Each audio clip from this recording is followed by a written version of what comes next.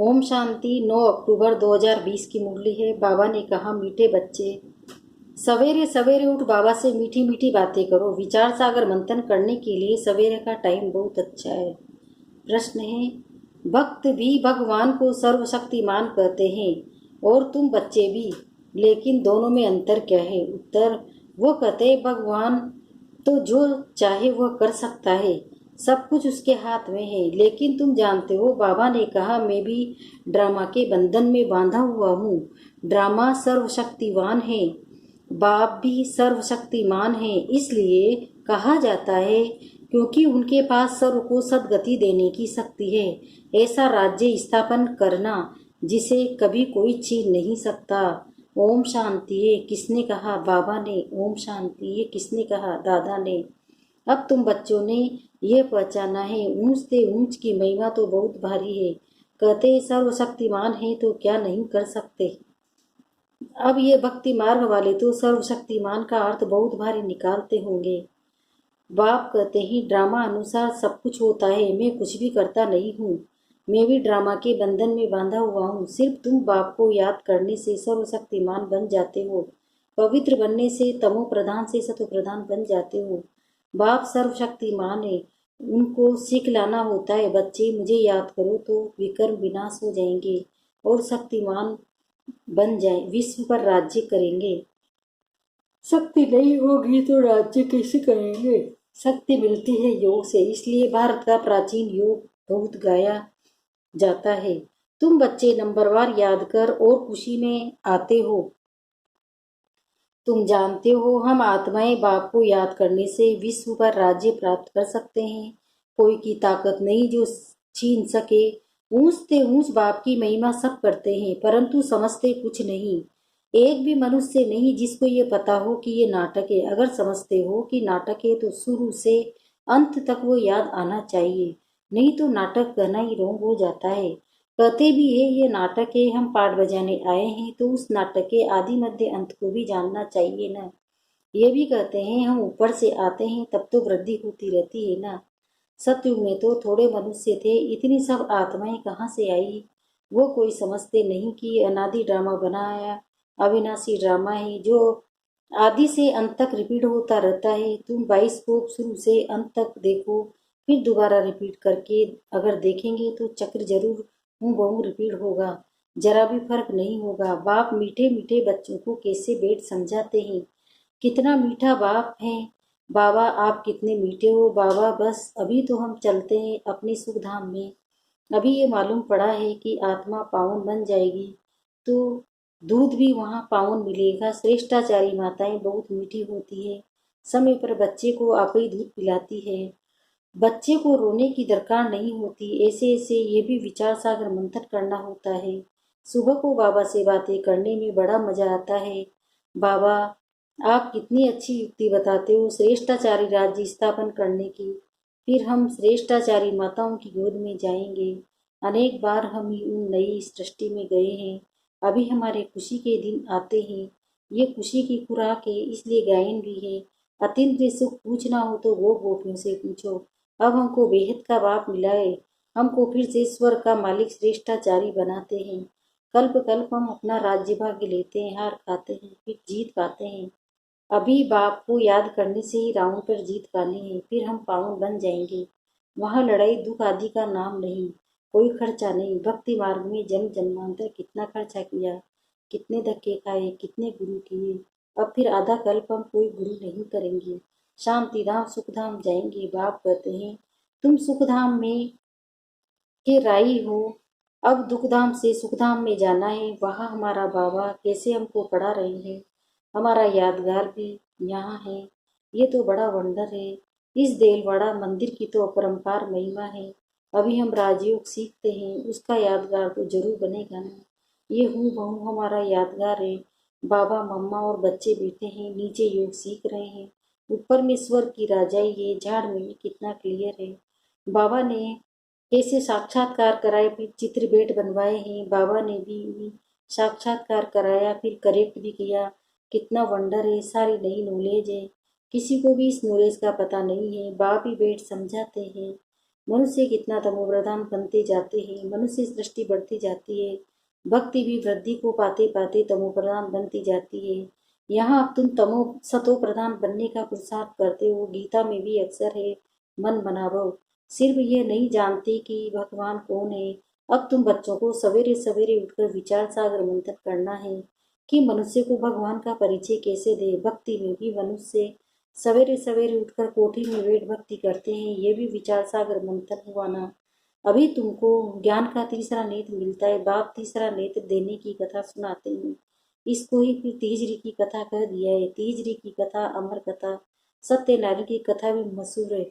सुनाने वाला एक ही बाप है जो फिर भक्ति मार्ग में चलती है। ज्ञान से तुम बच्चे सालवेंट बनते हो, इसलिए देवताओं को पदमपति कहते हैं। देवताएं बहुत धनवान पदमपति बनते हैं। कलयुग को भी देखो और सत्य को भी देखो, रात दिन का फर्क है। सारी दुनिया की सफाई होने में टाइम लगता है ना। ये बेहद की दुनिया है। भारतीय अविनाशी खंड है। ये प्राय लोग को होता नहीं है। एक ही खंड रहता है। आधा कल्प फिर और खंड इमर्ज होंगे। नंबरवार तुम बच्चों को कितना ज्ञान मिलता है बोलो। वर्ल्ड की हिस्ट्री ज्योग्राफी कैसे चक्र लगाती है आकर समझो। प्राचीन ऋषि मुनियों का कितना मान है, परंतु ये भी सृष्टि के आदि मध्य अंत को नहीं जानते। वह हठ योगी है। हाँ, बाकी उनमें पवित्रता की ताकत है जिसमें भारत को थमाते हैं। नहीं तो भारत पता नहीं क्या हो जाता। मकान को पोची आदि लगाई जाती है तो शोभा होती है। भारत महान पवित्र था, अब वही पतित बना है। वहाँ तुम्हारा सुख भी बहुत समय चलता है। तुम्हारे पास बहुत धन रहता है। तुम भारत में ही रहते थे। तुम्हारा राज्य था, कल की बात है। फिर बाद में अन्य धर्म आए हैं। उन्होंने आकर कुछ सुधार कर अपना नाम बाला किया। अब वो भी सब तमो प्रधान बन गए हैं। अब तुम बच्चों को कितनी खुशी होनी चाहिए। ये सब बातें नए को नहीं सुनानी है। पहले पहले तो बाप की पहचान देनी है। बाप का नाम रूप देश काल जानते हो। ऊंचते ऊंच बाप का पाठ तो मशहूर होता है ना। अभी तुम जानते हो वो बाप ही हमको डायरेक्शन दे रहे हैं। तुम फिर से अपनी राजधानी स्थापन कर रहे हो। तुम बच्चे मेरे मददगार हो। तुम पवित्र बनते हो। तुम्हारे लिए पवित्र दुनिया जरूर स्थापन होनी है। तुम ये लिख सकते हो कि पुरानी दुनिया बदल रही है। फिर ये सूर्यवंशी चंद्रवंशी राज्य होगा, फिर रावण राज्य होगा। चित्रों पर समझाना बहुत मीठा लगता है। इनमें तिथि तारीख सब लिखा हुआ है। भारत का प्राचीन राजयुग माना याद याद से विक्रम विनाश होते हैं और पढ़ाई से स्टेज मिलती है। देवगुण धारण करने यहाँ इतना जरूर है। माया के तूफान आएंगे। सवेरे सवेरे उठकर बाबा से बातें करना बड़ा अच्छा है। भक्ति और ज्ञान दोनों के लिए ये टाइम अच्छा है। मीठी मीठी बातें करनी चाहिए। अभी हम श्रेष्ठाचारी दुनिया में जाएंगे। गुरु के दिल में तो ये रहता है ना कि हम शरीर छोड़ गर्भ में जाएंगे। बाबा कितना नशा चढ़ाते हैं। ऐसी ऐसी बातें बैठ करो तो भी तुम्हारा जमा हो जाए। शिव बाबा हमको नर्कवासी से स्वर्गवासी बना रहे। पहले पहले हम आते ही सारा ऑलराउंडर पार्ट बजाने हमने बजाया है। अब बाबा कहते हैं इस छी चोले को छोड़ दो। देश सहित सारी दुनिया को भूल जाओ। ये है बेहद का सन्यास। वहाँ ही तुम बूढ़े होंगे तो साक्षात्कार होगा। हम बच्चा बनते ही खुशी होती है। बचपन तो सबसे अच्छा है। ऐसे ऐसे सवेरे उठकर बैठ विचार सागर मंथन करना। पॉइंट्स निकलेगी तो तुमको खुशी होगी। खुशी में घंटा डेढ़ घंटा बीत जाता है। कितनी प्रैक्टिस होती जाएगी उतनी खुशी बढ़ती जाएगी। बहुत मजा आएगा। और फिर घूमते फिरते याद करना है। फुर्सत बहुत है। यहाँ विघ्न पड़ेंगे, उनमें कोई शक के नहीं। धंधे में मनुष्य को नींद नहीं आती। सुस्त लोग नींद करते हैं। तुम जितना हो सके शिव बाबा को ही याद करते रहो। तुमको बुद्धि में रहता है। शिव बाबा के लिए हम भोजन बनाते हैं। शिव बाबा के लिए हम ये करते हैं। भोजन की शुद्धि से बनाना है। ऐसी चीज न हो जिससे किटपिट हो जाए। बाबा खुद भी याद करते हैं। अच्छा, मीठे मीठे से खिले बच्चों प्रति माता पिता बाप दादा का याद प्यार और गुड मॉर्निंग। रूहानी बाप की रूहानी बच्चों को नमस्ते। हम रूहानी बच्चों की भी रूहानी माता पिता बाप दादा को याद प्यार गुड मॉर्निंग। नमस्ते नमस्ते नमस्ते। शुक्रिया बाबा, शुक्रिया आपका पद्मा पदम, शुक्रिया। धारणा के लिए मुख्य सार है। पहला है सवेरे सवेरे उठकर बाबा से मीठी मीठी बातें करनी है।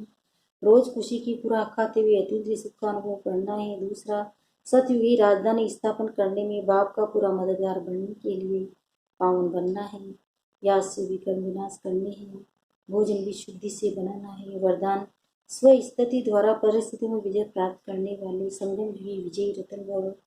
परिस्थितियों पर विजय प्राप्त करने का साधन है स्व स्थिति। ये देश भी पर है स्व नहीं स्व स्थिति।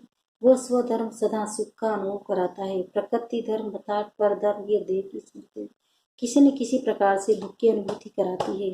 तो सदा स्व स्थिति में रहता है, वो सदा सुख का अनुभव करता है, उसके पास दुख की लहर आ नहीं सकती। ये संगम युगी विजयी रतन बन जाते हैं। स्लोगन: परिवर्तन शक्ति द्वारा व्यर्थ संकल्पों के बहाव का फोर्स समाप्त करो। मातेश्वरी जी के अनमोल महावाक्य। इस अविनाशी ईश्वरीय ज्ञान प्राप्त करने के लिए कोई भी भाषा सीखनी नहीं पड़ती है। अपना जो ईश्वरीय ज्ञान है वो बड़ा ही सहज है और मीठा है। इससे जन्म जन्मांतर के लिए कमाई जमा होती है। ये ज्ञान इतना सहज है जो कोई भी महान आत्मा अहिल्या जैसी पत्थर बुद्धि कोई भी धर्म वाला बालक से लेकर वृद्ध तक कोई भी प्राप्त कर सकता है। देखो, इतना सहज होते भी दुनिया वाले इस ज्ञान को बहुत भारी समझते हैं। कोई समझते हैं जब हम बहुत वेद शास्त्र उपनिषद पढ़कर बड़े बड़े विद्वान बने हैं, उसके लिए फिर भाषा सीखनी पड़े, बहुत हठ योग करें तभी प्राप्ति हो सकेगी। लेकिन वो तो हम अपने अनुभव से जान चुके हैं कि ये ज्ञान बड़ा ही सहज और सरल है, क्योंकि स्वयं परमात्मा पढ़ा रहा है। इसमें न कोई हठ योग, न जप तप, न शास्त्रवादी पंडित बनना, न कोई इसके लिए संस्कृत भाषा सीखने की जरूरत है। ये तो नेचुरल आत्मा को अपने परम पिता परमात्मा के साथ योग लगाना है। भल कोई इस ज्ञान को भी न भी धारण कर सके तो भी सिर्फ योग से भी बहुत फायदा होगा। इससे तो पवित्र बनते हैं, दूसरा फिर कर्म बंधन भस्मीभूत होते हैं और कर्मातीत बनते हैं। इतनी ताकत है इस सर्वशक्तिमान परमात्मा की याद में। भल वो अपने साकार ब्रह्मा तन द्वारा हमें योग सिखला रहे हैं, परंतु याद फिर भी डायरेक्ट उस ज्योति स्वरूप शिव परमात्मा को करना है। उस याद से ही कर्म बंधन की मेल उतरेगी। अच्छा, ओम शांति। ओम शांति।